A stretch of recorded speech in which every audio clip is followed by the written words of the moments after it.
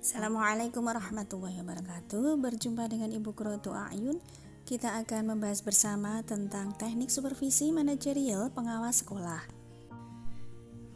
Supervisi manajerial adalah supervisi yang dilakukan oleh pengawas sekolah yang berkenaan dengan pengelolaan sekolah yang terkait langsung dengan peningkatan efisiensi dan efektivitas sekolah yang mencakup perencanaan, koordinasi, pelaksanaan, penilaian, pengembangan kompetensi SDM kependidikan, dan sumber daya lainnya.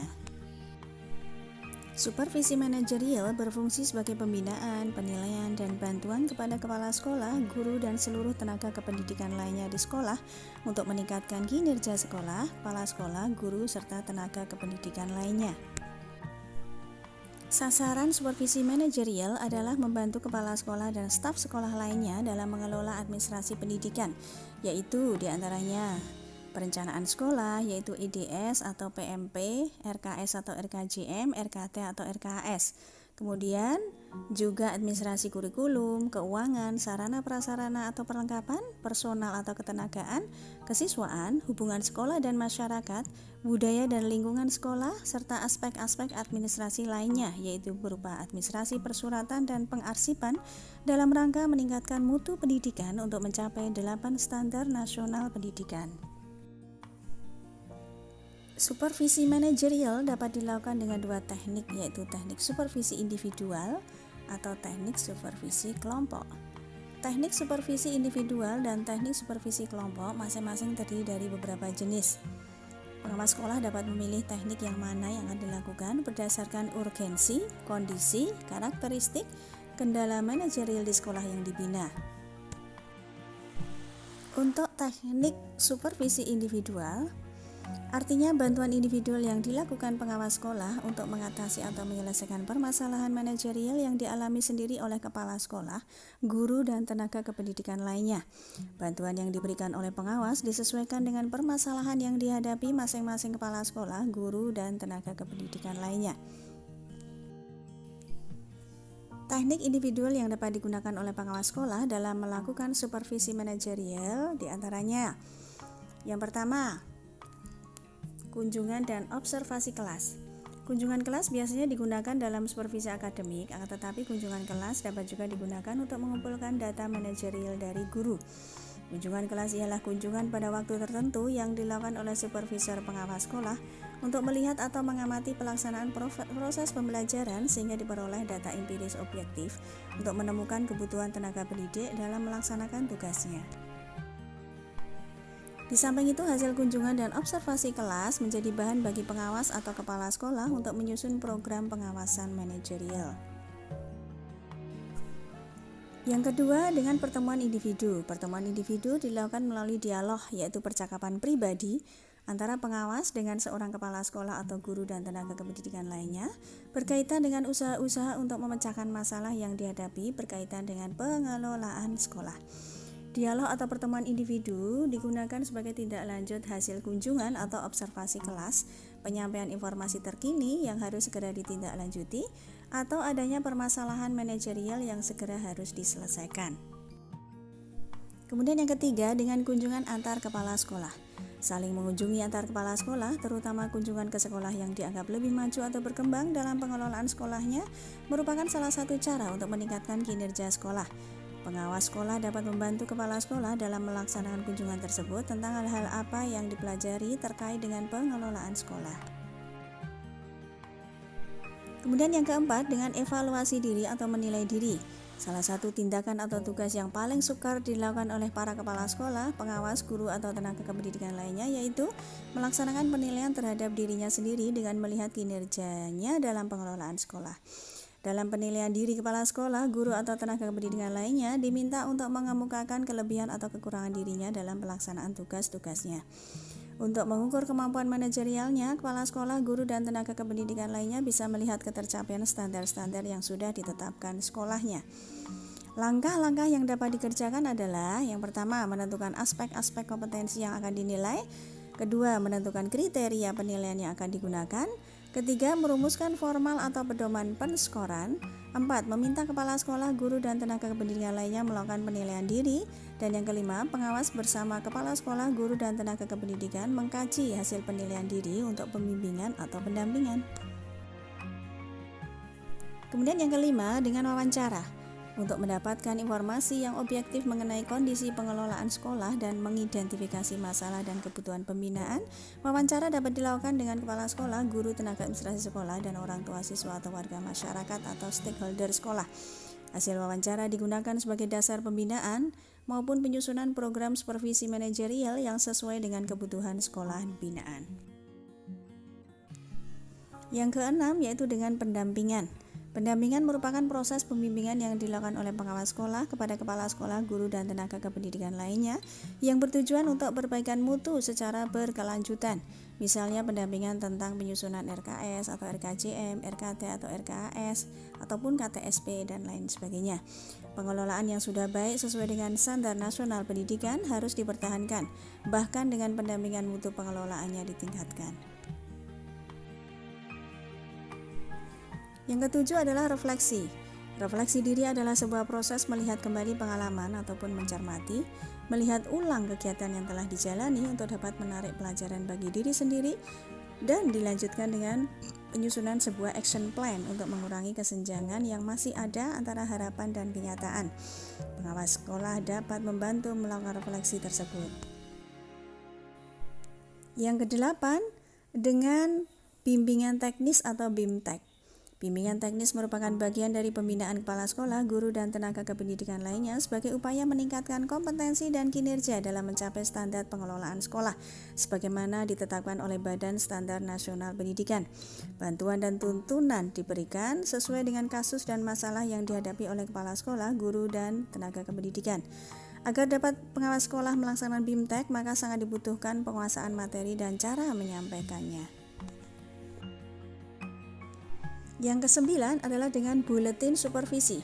Buletin supervisi adalah salah satu alat atau bentuk komunikasi tertulis yang dipublikasikan oleh Asosiasi Pengawas Sekolah atau kelompok kerja kepala sekolah.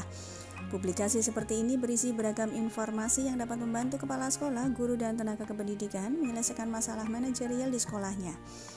Misalkan laporan cara kerja kepala sekolah, guru, dan tenaga kependidikan yang dinilai berhasil atau praktik yang baik atau good practice. Informasi mengenai sumber-sumber bahan pembelajaran bagi kepala sekolah, guru, dan tenaga kependidikan lainnya sebagai bahan acuan dalam pengelolaan administrasi, dan informasi-informasi terbaru mengenai metode kerja yang efektif. Buletin juga dapat disusun pengawas sekolah secara mandiri untuk dibagikan kepada sekolah yang berisikan informasi manajerial. Kemudian yang ke-10 dengan membaca terpimpin. Pengawas mengarahkan kepala sekolah, guru, atau tenaga kependidikan yang sudah teridentifikasi kesulitan atau masalah yang dihadapinya untuk membaca sumber-sumber yang dirujuk oleh pengawas, baik sumber yang tercetak maupun sumber-sumber secara online. Kepala sekolah, guru, atau tenaga pendidikan memungkinkan menemukan sendiri sumber-sumber selain daripada sumber-sumber yang ditunjukkan oleh pengawas. Diskusi antara pengawas dan kepala sekolah, guru, atau tenaga pendidikan dapat dilakukan setelah membaca sumber-sumber yang dirujuk untuk menemukan tindakan yang dinilai dapat mengatasi kesulitan dan masalah yang dihadapi. Pengawas juga dapat membuat bacaan dalam web atau blog dan sekolah diarahkan untuk membaca. Sekarang kita pada teknik supervisi kelompok. Teknik supervisi kelompok adalah cara melaksanakan program supervisi manajerial maupun akademik yang ditujukan pada dua atau lebih yang mengalami permasalahan yang sama. Kepala sekolah, guru, atau tenaga kependidikan dikelompokkan berdasarkan masalah atau kebutuhan ataupun kelemahan-kelemahan yang sama sesuai hasil analisis kebutuhan. Mereka kemudian diberikan layanan supervisi sesuai dengan permasalahan atau kebutuhan yang mereka hadapi. Dalam supervisi kelompok ini disampaikan satu materi atau sekelompok materi kepada sekelompok guru, kepala sekolah, atau tenaga kependidikan lainnya yang menjadi sasaran supervisi. Materi tersebut diterima bersama, dibahas bersama, dan disimpulkan bersama. Semua dilakukan di bawah bimbingan atau bantuan supervisor. Dengan demikian, dalam waktu yang relatif singkat dapat dibina sejumlah guru, kepala sekolah, atau tenaga kependidikan lainnya dari sekolah binaan. Beberapa teknik supervisi kelompok diantaranya 1. Kepanitiaan atau rapat staf sekolah. Rapat adalah pertemuan formal suatu organisasi untuk membahas masalah tertentu agar menghasilkan keputusan atau solusi yang akan dilaksanakan oleh sekolah. Ciri-ciri rapat antara lain memiliki agenda yang disampaikan kepada peserta rapat beberapa hari sebelumnya, baik yang melalui surat tertulis maupun melalui email. Secara khusus menyampaikan kepada peserta mengenai bahan-bahan yang mereka harus bawa atau siapkan. Biasanya berlangsung sekitar 2 jam. Jika akan berlangsung lama, maka peserta rapat harus menyiapkan pengganti jika mempunyai jadwal mengajar. Kemudian pengawas atau kepala sekolah bertindak sebagai fasilitator, menyampaikan undangan dan memastikan yang diundang dapat hadir. Kemudian memastikan kesiapan semua fasilitas rapat yang diperlukan. Kelebihan dari rapat antara lain, masalah yang dihadapi dapat dipecahkan bersama. Kemudian belajar berbagi dan menambah pengalaman dari peserta. Kemudian memperoleh informasi mengenai perkembangan baru atau inovasi dalam bidang kerja dan memperoleh umpan balik untuk perbaikan kinerja. Di sisi lain, rapat juga memiliki kelemahan antara lain. Jika berlangsung lama, peserta harus meninggalkan pekerjaan cukup lama. Kemudian memerlukan persiapan yang baik untuk tiap masalah yang akan dibahas. Jika cakupan masalah yang dibahas luas, seringkali rapat tidak dapat menyelesaikan masalah. Dalam kaitannya dengan supervisi manajerial, rapat ini diadakan untuk membahas masalah-masalah yang terjadi pada aspek pengelolaan sekolah. Misalnya, pelaksanaan penerimaan peserta didik baru. Bentuk pelaksanaan teknik supervisi ini bertujuan menyatukan dan menyamakan pandangan dalam menyukseskan program PPDB tersebut. Kemudian teknik yang kedua adalah diskusi dan kerja kelompok. Diskusi atau kerja kelompok adalah suatu teknik bimbingan yang melibatkan sekelompok orang dalam interaksi tatap muka yang di dalamnya peserta diskusi akan mendapatkan suatu kesempatan untuk menyumbangkan pikiran masing-masing, berbagi pengalaman dan informasi dalam memecahkan masalah bersama. Forum ini merupakan sarana pertukaran pendapat atau pikiran antara peserta diskusi. Kesulitan dan masalah yang dihadapi oleh seorang kepala sekolah, guru atau tenaga pendidikan dapat dibahas dalam kelompok dan secara bersama-sama membantu menemukan cara penyelesaian masalah itu. Yang penting diperhatikan oleh pengawas adalah memberikan kesempatan kepada semua peserta diskusi untuk terlibat aktif selama berlangsungnya diskusi. Perlu diperhatikan bahwa dalam diskusi kelompok, pengawas harus mampu 1. Melihat bahwa setiap anggota diskusi senang dengan keadaan tempat yang disediakan. 2. Melihat bahwa masalah yang dibahas dapat dimengerti oleh semua anggota diskusi. 3. Melihat bahwa kelompok merasa diperlukan atau diikutsertakan untuk mencapai hasil bersama dan peserta diperlakukan secara adil. Kemudian 4. Mengakui bahwa setiap anggota yang dipimpinnya mempunyai kontribusi dan peranan yang penting dalam merumuskan hasil diskusi. Teknik yang ketiga yaitu dengan lokakarya. Lokakarya atau workshop adalah suatu usaha untuk mengembangkan kemampuan atau kompetensi berpikir dan bekerja bersama-sama menangani masalah pengelolaan sekolah yang dihadapi oleh kepala sekolah, guru, atau tenaga kependidikan untuk meningkatkan kualitas serta profesionalisme. Dalam lokakarya ada fasilitator yang membimbing dan memfasilitasi peserta dalam menemukan penyelesaian masalahnya. Fasilitator dapat berasal dari pengawas sekolah atau seorang yang ahli dan terampil dalam fokus masalah yang dibahas. Pengetahuan dan keterampilan yang diperoleh dalam lokakarya diterapkan oleh masing-masing kepala sekolah, guru, dan tenaga kependidikan peserta lokakarya sebagai bagian dari penyelesaian masalahnya. Kemudian yang keempat adalah wawancara kelompok. Wawancara kelompok adalah wawancara yang terhadap lebih dari 1 orang kepala sekolah, guru, atau tenaga pendidikan antara 2 sampai dengan 10 orang. Dalam wawancara kelompok, jumlah dan komposisi kelompok perlu mempertimbangkan latar belakang, homogenitas, dan cakupan masalah yang akan dibahas atau diselesaikan oleh para kepala sekolah, guru, atau tenaga kependidikan. Kemudian yang kelima adalah pertemuan ilmiah atau seminar atau konferensi. Pertemuan ilmiah adalah pertemuan yang menggunakan forum-forum ilmiah seperti seminar, konferensi. Dalam pertemuan ilmiah, seminar atau konferensi, berbagai karya tulis disajikan untuk menginformasikan gagasan, konsep, dan temuan penelitian. Dalam seminar, peserta belajar dan berbagi gagasan dan temuan-temuan penelitian yang dapat dijadikan acuan dalam pengembangan pengelolaan sekolah secara lebih baik. Yang keenam adalah diskusi panel.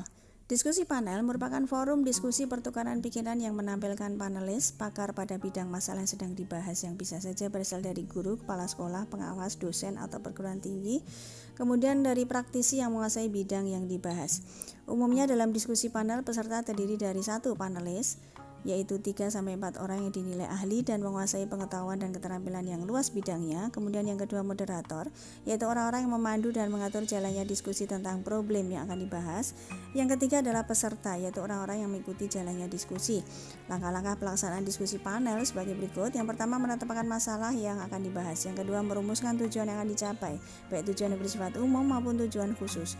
Yang ketiga, mempersiapkan segala sesuatu yang berhubungan dengan teknis pelaksanaan diskusi, misalnya ruangan dengan segala fasilitasnya, petugas-petugas diskusi seperti moderator, not tulis, ataupun tim perumus jika diperlukan.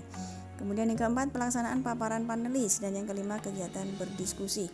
Kemudian pada akhir diskusi, peserta dapat membentuk kelompok kecil untuk mendiskusikan gagasan-gagasan yang telah dipaparkan oleh para panelis untuk memperoleh kesepahaman dalam menyelesaikan masalah yang dihadapi.